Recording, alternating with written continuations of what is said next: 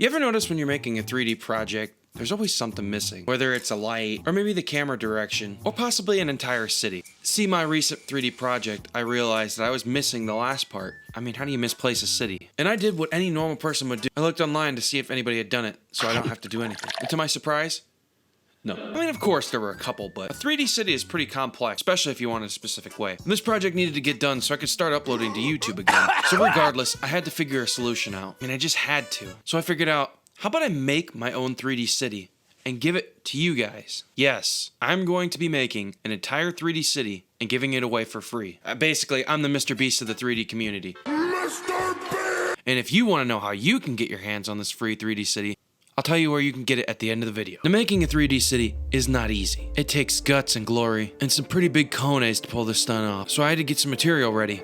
As always, we had to start with our basic startup cube. Little baby, man. So I went ahead and duplicated it and brought it around 4 to 5 squares off to the opposite side. Then I placed a plane. Then I made some makeshift sidewalks and duplicated the cube again, this time making it wider. I would continue this throughout the entire project. Basically what I'm doing is I'm trying to block out the city, basically making it almost the same as what you want it to look like. Now, this little guy is our human, so we're going to scale everything based off to his size. I went ahead and extruded these out. This will make for a makeshift balcony. Now for my shot, we're going to be in the street view, so all of this is going to be viewed from far away. I went ahead and extruded in some windows and extruded out some signs. Basically, I had a little bit of a reference, and I went ahead and made these buildings different each time. Every building has windows, and every window has trim. So then I started using image textures. Now this is the easiest way to model. You just put a bunch of edge loops and make it look good. I downloaded a bunch of image textures and did that to all of them.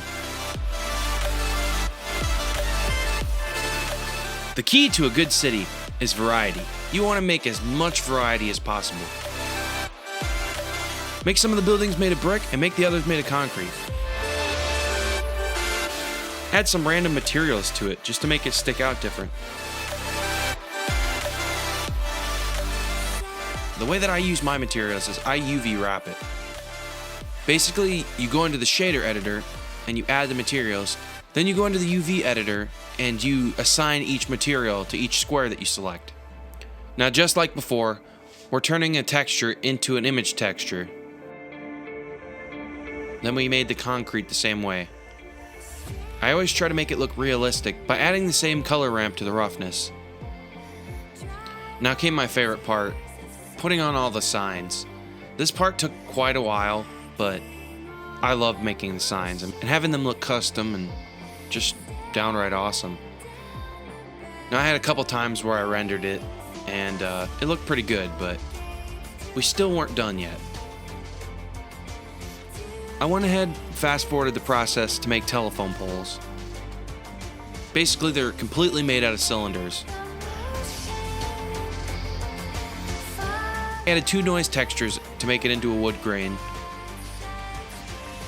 After that, I added curves and turned them into telephone wires. The next part was adding image textures to planes and extruding certain parts out to make some of the posters look very realistic.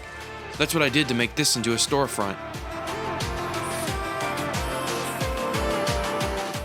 Basically taking any photo of a real-life poster and turning it into a poster for my CG environment. You want to make sure you litter the entire area with as much stuff as possible to make it look more realistic. I created this lamp. It took a couple minutes, but it turned out pretty good. Now this is our project. The more stuff you litter it with, the better it looks. And I'm running out of things to add. Looking at some photos, I noticed they have a lot of railings, so I went ahead and added some. Then I remembered every Japanese street has vending machines. Now these vending machines took a minute, but extruding in and out certain areas made it very, very easy. Since these are going to be out of the shot, they don't have to look very good. But I want them to look good enough for the people that download this project. Some of the most boring and fun parts is extruding objects. You'd think it wouldn't be fun, but it actually is. But after a while, it does get boring. Now if you wanted to go a step further, you can add it to where the individual items have loop cuts. I went ahead and textured all the sides of each one. because of course they weren't textured right. And then we placed them all over the scene, littering the entire city. Now the next thing I had to do, I had to model a traffic light. In one of the scenes that I'm doing, it involves a traffic light. So I just made some makeshift traffic lights and added a couple textures and put them on a pole and then placed them in the scene.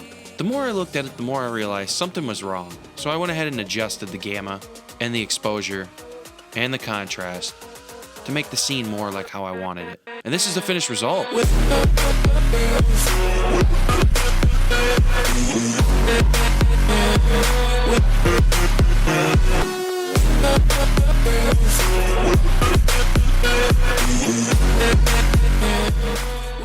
Now, as promised, I did agree that at the end of this video, I would let you know how to download the model. I know I baited you into the end to read the description, so go ahead and go down in the description. You can find it in multiple downloadable 3D software forums, such as TurboSquid, CG Trader, and a couple other ones. But alright guys, I hope you enjoyed. If you're thinking about it, please subscribe, because I'm going to keep coming up with free content, because I am Mr. Beast of the CGI community. Good night.